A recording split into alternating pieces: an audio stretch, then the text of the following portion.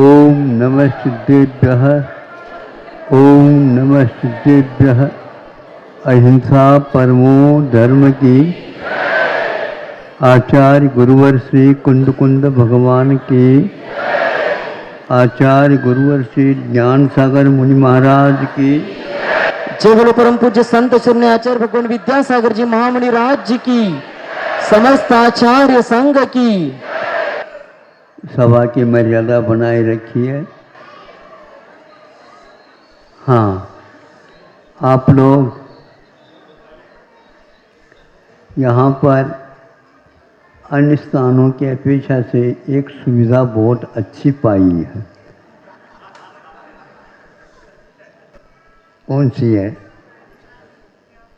जब हम बाहर उधर पोली मंदिर के वंदना के लिए जाते हैं, उस समय दूर तक सड़क पर 2 लाइन बना लेते हैं आप।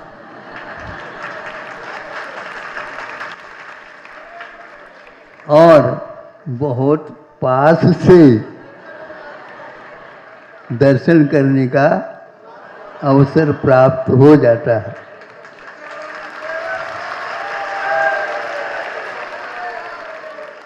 छोटा सा बच्चा भी नहीं छुप सकता, वह भी कर लेता है। महिलाएं तो करते ही हैं, पुरुष भी करते हैं, वृद्ध लोग भी करते हैं, और सब लोग आते समय में भी और जाते समय में भी। इस प्रकार एक दिन में 3-4 बार ऐसा अवसर प्राप्त हो जाता है, और इस बात की प्रसन्नता है कि आप लोग शिकायत अब नहीं करेंगे।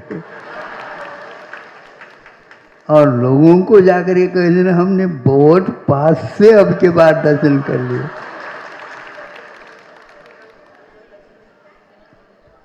तो पूछा कई लोगों ने, महाराज आपको कैसा लगता है? जनता की प्रसन्नता देख करके हमारे 10-20 गुना प्रसन्नता और हो जाती है।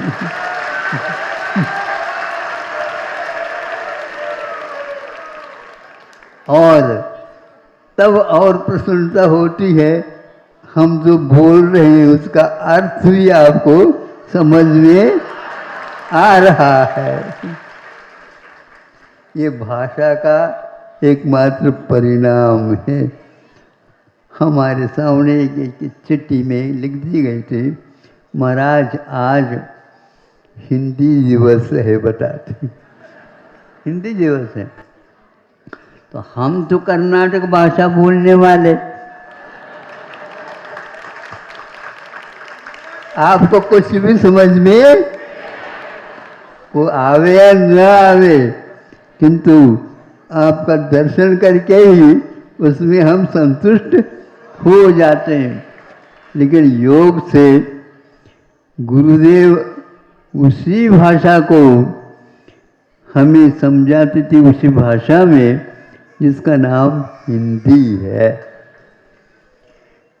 जब मूक माटी लिखने का अवसर आया, उस समय सोचा कि संस्कृत में, प्राकृत में, कन्नड़ में भी इसका संपादन किया जा सकता है, किंतु व्यापक रूप से भारत में हिंदी का प्रचलन है।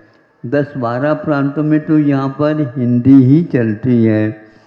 मराठी भी और गुजराती भी हिंदी के काफ़ी निकट संपर्क है। ऐसी स्थिति में निर्णय लिया गया कि हिंदी में ठीक है।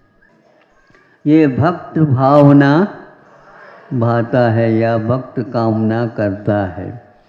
ये पहले तो हमने अलग शब्द सुनता था, अब आप लोगों ने कैसे कब इसका सुधार किया पता नहीं।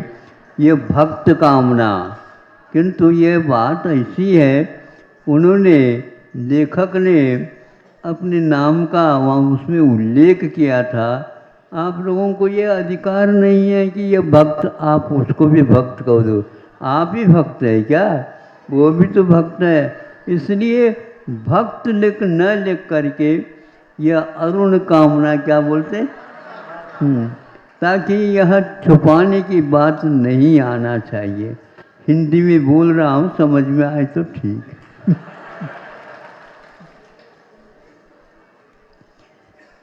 दूसरे के द्वारा लेखन जो होता है उसको हम भाव लेने का प्रयास करें। आज शोध का भी जमाना आ गया है। भाषा को गौण करके हम भावों के ऊपर शोध प्रबंध लिखना लिखते हैं। वो ठीक नहीं है, किंतु जिस भाषा में लिखा गया है वो भाषा यदि आत्मसात है तो निश्चित रूप से उसमें पूरे विषयों का स्पष्टीकरण हो सकता है और हो जाता है। किंतु आज के युग में भाषा गौण और भाव को ही मुख्यता दी जा रही है। फिर भी हम उसका समर्थन इसलिए नहीं कर सकते क्योंकि जिस भाषा में वह ग्रंथ लिखा गया है उसका यदि आलोड़न करना चाहते हैं तो प्रसंगवश बहुत सारे उसमें अपने अनुभूति के विषय बन सकते हैं। जो पाठक उससे वंचित रहता है वह वंचित नहीं रह पाएगा। और यह भाषा इसलिए अनिवार्य होता है कि एक साथ हम युगीन जनता को अपने विषय का क्या विषय है इसका परिचय दे सकते हैं। वर्षों के बाद भी वह कृति एक प्रकार से उसका जो भाव क्या है स्पष्ट करती हुई चली जाती है। इससे हम साहित्यकार युगों पूर्व में भी हो गए हों उनके साथ जैसे सामने सामने हम उनसे वार्तालाप कर रहे हों ऐसा अनुभव होता है। इसलिए युगीन भाषा के अनुसार ही इन शास्त्रों का अर्थ बताने के लिए उन भाषाओं को भी आत्मसात करना चाहिए। फिर भी हम किसी एक भाषा का आग्रह तो नहीं करना चाहते हैं क्योंकि वैसी हमें यदि भाषा मिलती सर्वप्रथम तो मातृभाषा ही मिलती है। पिता के नाम से कोई भाषा अभी तक हुई भी नहीं और संभव है कि आगे भी नहीं होना भी चाहिए। क्योंकि ये सुनने में आया, ये कहावत नहीं है, ये वस्तु तत्व है।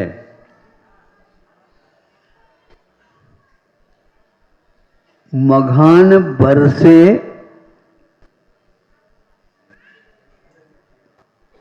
भरे न खेत।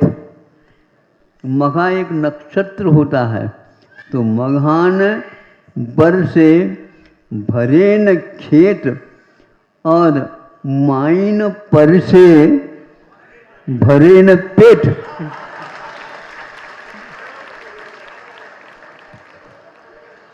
देखो आप लोगों को पूरा बात समझ में आ गया।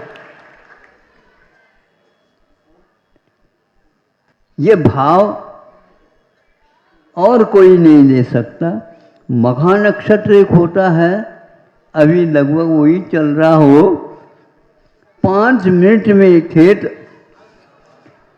लबालब भर जाते। उसी प्रकार माँ यदि भोजन कराती है तो पेट अपने आप ही भर जाता है। दूसरे कोई भी परोसता हो तो उससे वह नहीं हो सकता है। इसलिए भाषा एक प्रकार से मातृतुल्य है, माँ के बराबर काम। इसलिए इसी कारण हिंदीकार या और कोई किसी ने कहा है कि भाषा मातृभाषा कैसी होती है। एक माँ 100 शिक्षकों से भी अधिक संस्कार और भाव उस संतान में भर देती है, जो एक भव में नहीं भवांतर में भी उसके जीवन में काम में आ सकती है। लेकिन किसी एक व्यक्ति ने कहा तो महाराज इसमें एक शब्द छूटा है क्या? एक सुशिक्षित शिक्षिका या माँ इस प्रकार काम करते नहीं, शिक्षा की बात तो बाद में है, पहले शिक्षा नहीं होती। पहले सर्वप्रथम हमारे यहाँ भी ये लिखा हुआ है, पहले दीक्षा कहलाता है, फिर बाद में शिक्षा कहलाता है। लेकिन तो आज उलट गया है, पहले शिक्षा लो फिर दीक्षा। क्या? जो जिसने शिक्षा दी है उसको ही समझाओ, ये हो रहा है। इसलिए मैं ज़्यादा शिक्षा को महत्व नहीं देता। माँ की एक नज़र भी हमारे लिए सब कुछ बात बता देती है। ज़्यादा सिखाने की कोई आवश्यकता नहीं पड़ती है। इसलिए हमारा यही भाव है, गुरुओं के माध्यम से जिस भाषा में हमें वह अध्यात्म का रसास्वादन मिला है, वह एक अपूर्व है। अपूर्व का अर्थ यह होता है, पश्चिम को कोई मानना नहीं चाहता और पूर्व को ही आरती उतारना चाहते हैं, किंतु अपूर्व का अर्थ पश्चिम नहीं लेना चाहिए। अपूर्व का अर्थ यह है कि उसका अर्थ कोई पार ही नहीं है, यह अपूर्व है। ये तो शोध इत्यादि में सब बातें अपूर्व होती हैं। इसलिए भाषा को उसी प्रकार की भाषा में हमें अध्ययन मनन मंथन कर लेना चाहिए।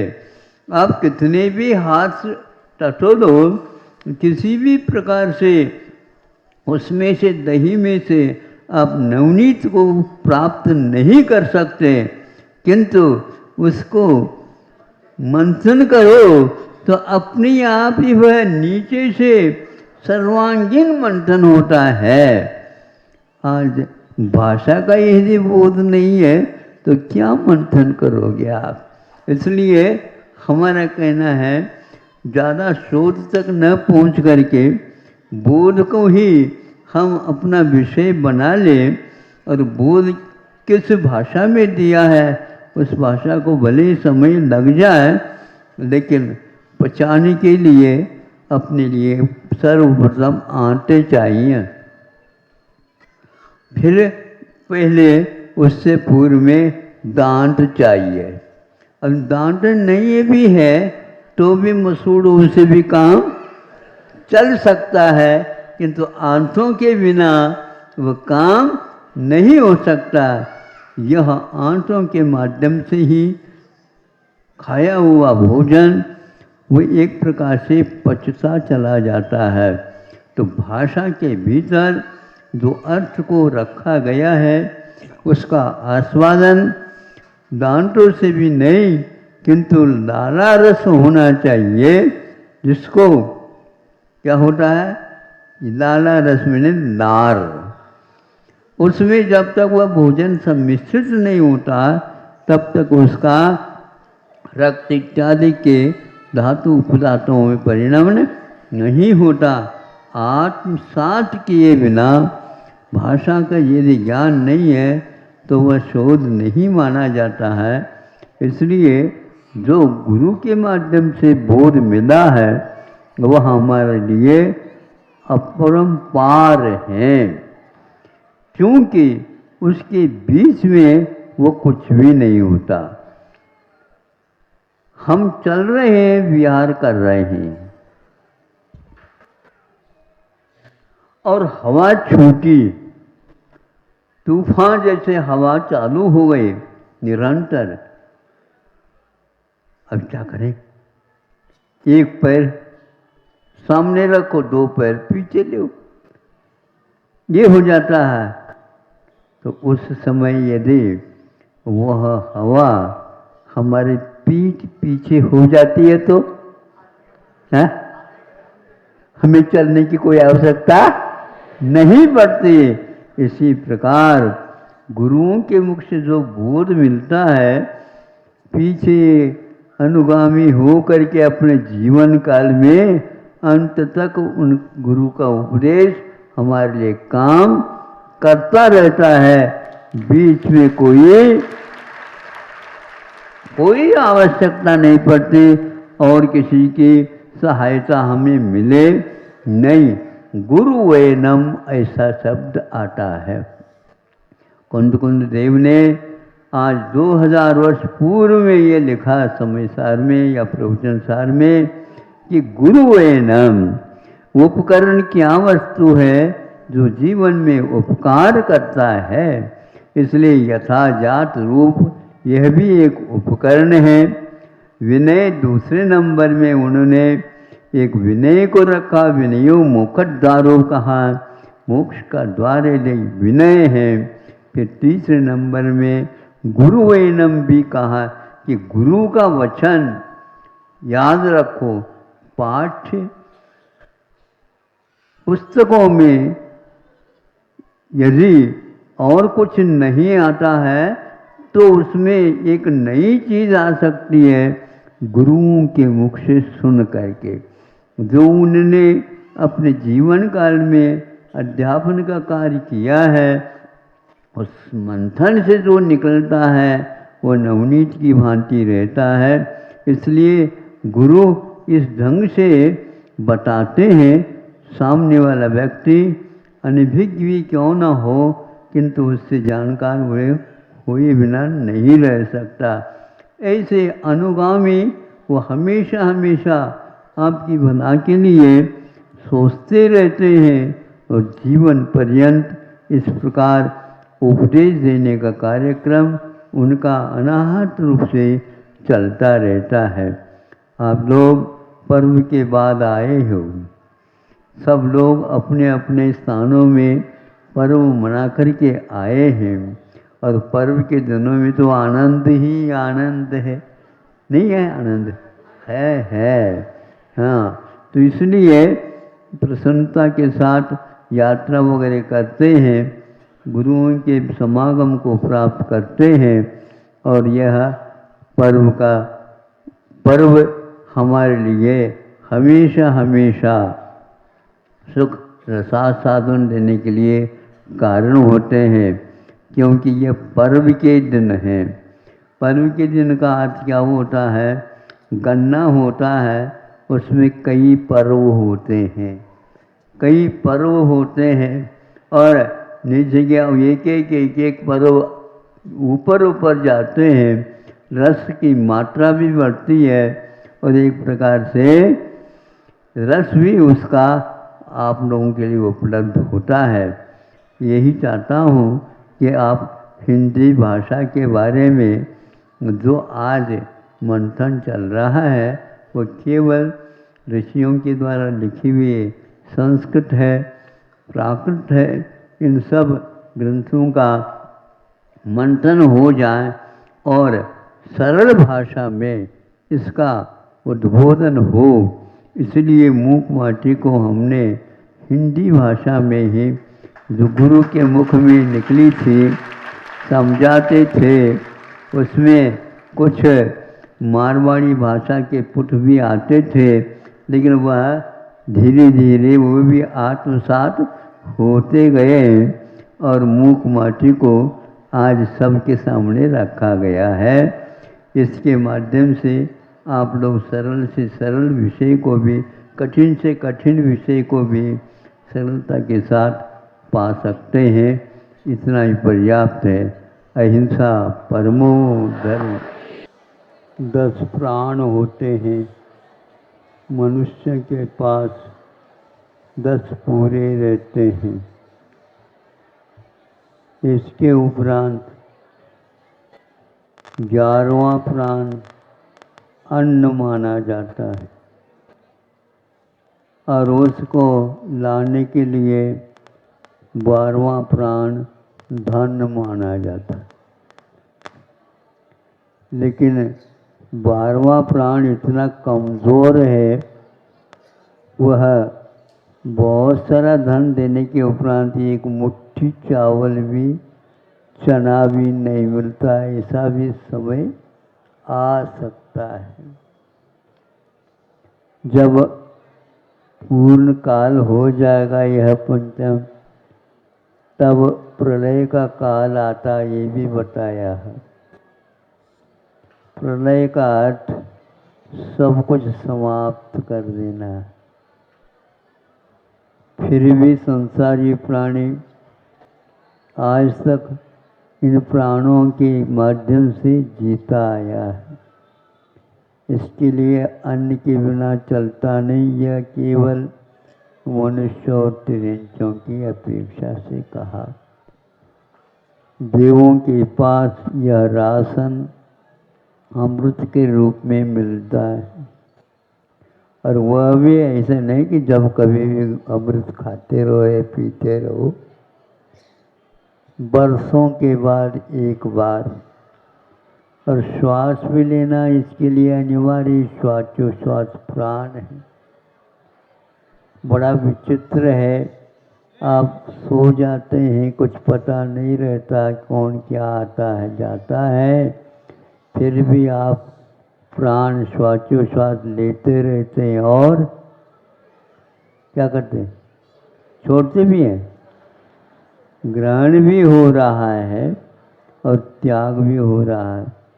एक बात पूछनी है आपसे, नहीं छोड़े तो अच्छा है, ग्रहण ज़्यादा करते जाओ, होगा ही नहीं। छोड़ा हुआ जब तक अपान वायु को छोड़ोगे नहीं, तब तक प्राण वायु को ग्रहण कर नहीं सकते।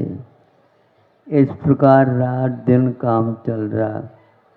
आप कहेंगे बहुत कुछ हम इनको अन्न देते हैं, प्राण देते हैं, ऑक्सीजन देते हैं, इसके द्वारा इसका जीवन बचा है। यह आप लोगों की गलत धारणा है। किसी को किसी के माध्यम से इस प्रकार जीवित रखा नहीं जाता। फिर भी उपचार से व्यवहार में कहा जाता है कि दान भी आवश्यक होता है। छोटी सी बात है, किंतु आप लोग जीवन पर्यंत याद रखेंगे। एक मूर्ति बना गई थे और मूर्ति बहुत सुंदर बनी थी। एक शिल्पी ने आकर के कहा इसकी प्रतिष्ठा कब होनी है, होने ही वाली है सामने सामने तिथि में। लेकिन ये मूर्ति, मंदिर तो बहुत सुंदर बना है, मूर्ति भी बहुत सुंदर है, लेकिन यह मूर्ति निर्दोष नहीं है, सदोष है। क्या कह रहे हो? हाँ, किस आधार पर कह रहे हो? हम पूछना चाहते तो पूछ लो, तो हम बता दें। बता दो आपको क्या है इसमें दोष। ऐसा कर लो, इस मूर्ति को फोड़ो घन पटक करके। कल तो प्रतिष्ठा होनी है, कैसे होगा? लेकिन सदोष रखना चाहो तो सदोष रखो। उसके कहने से, तुम्हारे कहने से हम फोड़ रहे हैं, बना करके देने होगा। हाँ ठीक है। तोड़ा, एकदम उसमें से एक मेंढक कूद गई, दो छोटे मेंढक कूद गए। देखा उसमें पानी भरा हुआ था। पत्थर में पहले उसको तराश करके मूर्ति बनाया गया। मूर्ति के भीतर वो प्राणी रह रहे हैं। आप लोगों ने पानी उसमें डाला है क्या? बोलो, नहीं डाला? कोई न कोई डाला होगा। हाँ, उसके प्राण जो है उसके माध्यम से ये सब काम हो रहा है। उसके लिए इतना राशन मिल रहा है, इसलिए वो जीवित थे। यह प्राणी प्राण के बिना बचकर नहीं सकता। इसलिए जब तक आप इन प्राणों की रक्षा करेंगे तो इस जीव की रक्षा होगी। यदि प्राणों को सुरक्षित नहीं रखोगे, निश्चित है आप यहाँ पर रह नहीं पाएंगे। लेकिन ये भी ध्यान रखना, भले ही ऊपर का शरीर छूट जाएगा, किंतु भीतर का जो शरीर इन शरीरों को देने वाला है वह तेजस कारमणादिक हैं, उसके बिना इसकी यात्रा नहीं हो सकती। इसलिए ऐसे शुभ भाव करो जिसके द्वारा शेष जीवन दानमय, धर्ममय, त्यागमय हो, दूसरे के ऊपर उपकार करने के भाव हमेशा बने रहें और इन सब प्राणों से ऊपर उठ करके जो प्रभु बने हैं उनका ध्यान हम करते रहें और उसी के अनुसार उनके पद चिन्हों पर हम भी चल करके भगवान के पास जाना चाहते हो हैं? सोच लो, पूछ लो, अपने भीतर के भगवान को पहले पूछ लो, जो होनहार है उसको पूछो। मोह तोड़ना पड़ता है, मोह तोड़ेंगे तो निश्चित। तो वह शिल्पी को ये ज्ञान हो गया, किसी को नहीं हो रहा था। ये कैसे जाना?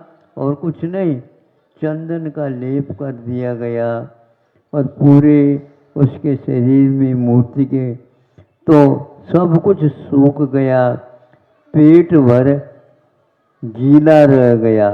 बस यही इसकी पहचान है, यहाँ पर इसका दोष है। इसी प्रकार आप लोग भी इस पेट को सदोष मान करके निर्दोष आहार दो, ताकि सांसारिक सभी दोष समाप्त हो जाए। अहिंसा परमो धर्म। कहीं कहीं पर मंथन से नवनीत निकलता है, यह व्यापक रूप से अर्थ निकाला जाता है। मंथन के बिना नवनीत की उपलब्धि नहीं होती, किंतु मंथन किसका हो यह भी सर्वप्रथम हमारे दिमाग में रहना चाहिए। यदि हम जल का मंथन कर ले तो 24 घंटा करते रहोगे तो भी बार बार उसमें देखो नवनीत आ रहा है क्या नहीं, मक्खन तैर रहा है क्या नहीं, तो वहाँ पर कोई तैरेगा नहीं। फिर किसका करे? दूध का मंथन कर ले, दूध का भी मंथन करते रहो तो भी आप नवनीत नहीं पाओगे, क्योंकि दूध को जब तक तपा करके और उसके सहयोगी तत्व जामन का उसमें प्रयोग नहीं करोगे तो नवनीत नहीं निकलेगा। नवनीत को निकालने के लिए दही ही चाहिए। ऐसा नहीं कि तक्र मठा को ही आप बिलोते रहो, मंथन करते रहो, तो उससे भी नहीं मिलेगा। कई लोग निष्प्रयोजन ही इस उपयोग का करते रहते हैं, उसका मंथन वह मंथन नहीं माना जाता है। कई लोग बैठ करके यदि समय गंवाना है तो ताश पत्ते वगैरह खेलते रहते हैं। क्या कर रहे हो?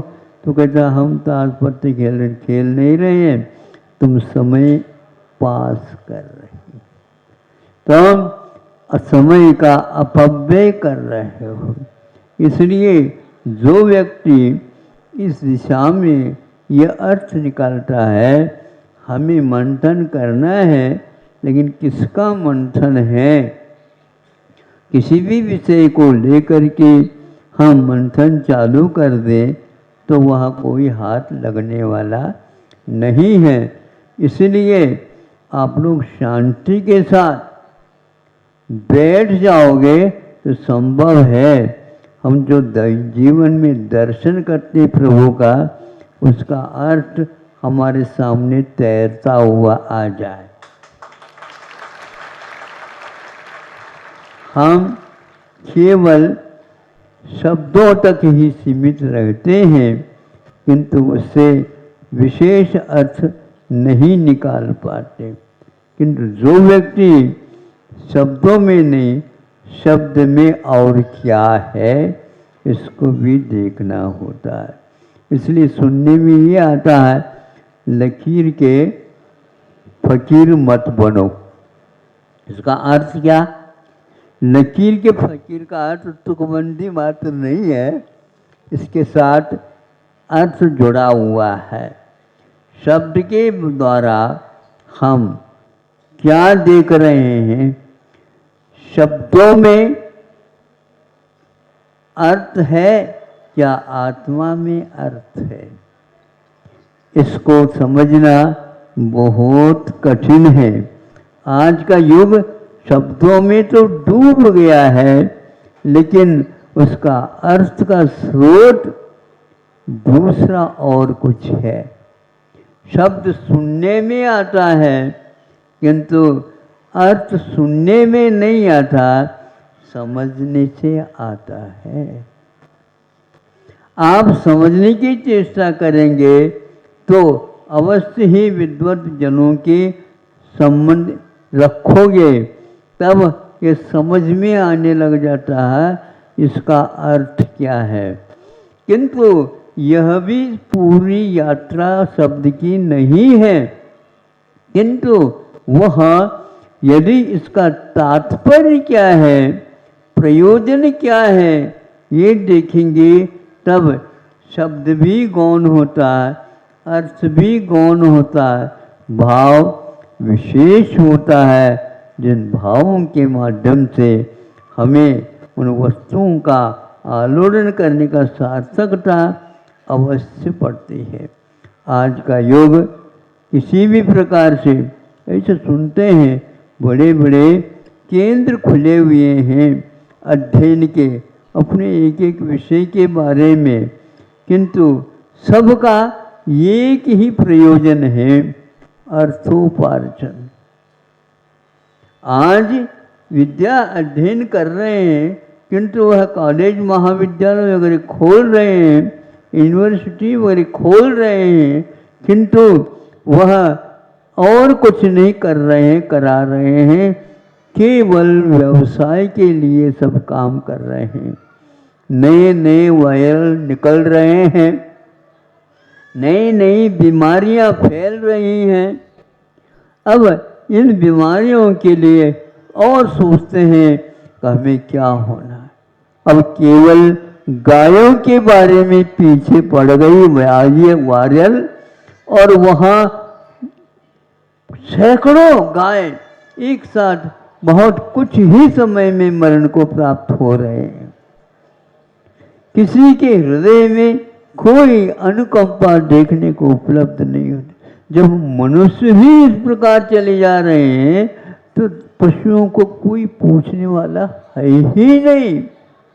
ऐसी स्थिति में भारत ही एक ऐसा देश है, वह चिकित्सा के साथ साथ किसकी चिकित्सा, मनोमीमांसा पहले चाहिए। दया के अभाव में अर्थोपार्जन करना किसी भी प्रकार से वह योग्य नहीं है। इस युग को अभी भी समझ में नहीं आ रहा। प्रयोजनभूत तत्व क्या है, इसका नाम है सम्यक दर्शन की ओर यात्रा है। आप लोगों को सोचना चाहिए हमारे जीवन का प्रयोजन क्या है। इस वर्तमान में किसी भी विद्यालय में इसका कोई विबोध नहीं दिया जाता है। कर्म सिद्धांत क्या है, इसके बारे में किसी को चिंता तक नहीं है, और सभी को यह तो लगन लगी है हमारी संतान पढ़ी लिखी हो, हमारी संतान विशेष कमाने वाली हो, भले ही उसको 7 समुद्र के बाहर जाना पड़ा हो। माता पिता सब भूल जाते हैं, पुत्र और पुत्रियों को भूलना तो फिर भी ठीक है, पुत्रों को कैसे भुलाया जाए, लेकिन माता पिता को ये चिंता रहती है, यदि ये पुत्र को हम योग्य पैसे के अपेक्षा से नहीं बनाएंगे, इसका कल्याण नहीं होने वाला। इसी पीछे माता पिता भी रहते हैं, लेकिन जब यह उनका इरादा गलत निकलता है तब उसका माथा ठोकता है, मैंने ये क्या कर दिया। किंतु बच्चों को इसके बारे में कोई ज्ञान नहीं रहता। बच्चे जब माता पिता नहीं रहते उस समय सोचने लग जाता है, माता पिताओं ने मुझे क्या करके ये करवा दिया है, ये मुझे समझ में नहीं आता। इधर उधर पूछा जाता है तो बच्चे, सभी बच्चों के माता पिताओं का यही हाल देखने को उपलब्ध होता है। इसलिए यह युग केवल कोरा पानी का मंथन कर रहा है। हाँ, यदि औषधोपचार के साथ पानी का मंथन किया जाता तो वो पथ्य के रूप में भी सामने आ सकता है। तो पानी के द्वारा भी चिकित्सा आयुर्वेद में अभी भी जीवित है। हाँ, पित्त से यदि कोई विकार हुआ है तो उसके लिए जल को कितना तपाना, कफ के माध्यम से जीवन में यदि मान लो खतरा पैदा हुआ है तो उस कफ के लिए कितनी मात्रा में उस जल को तपाना। यदि वात के कारण ये ऐसा हो रहा है, उस जल को इतने अंश में ही तपाना, कितने में भाग शेष रहे। किसी भी विकार में ये तीनों बातें अवश्य होती है और ऐसी चिकित्सा भी की जाती है।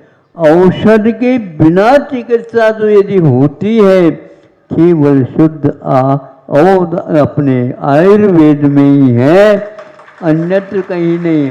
किंतु यह आयुर्वेद आज वर्तमान में भारत तक भी सीमित नहीं रहा, सिकुड़ता जा रहा है। ऐसी स्थिति में अब जितनी भी दवाई करो, जीवन पर्यंत दवाइयों के बीच में भी रहो, तुम्हारी चिकित्सा होने वाली नहीं है चिकित्सा। इसलिए अब तो आंखें खोलो।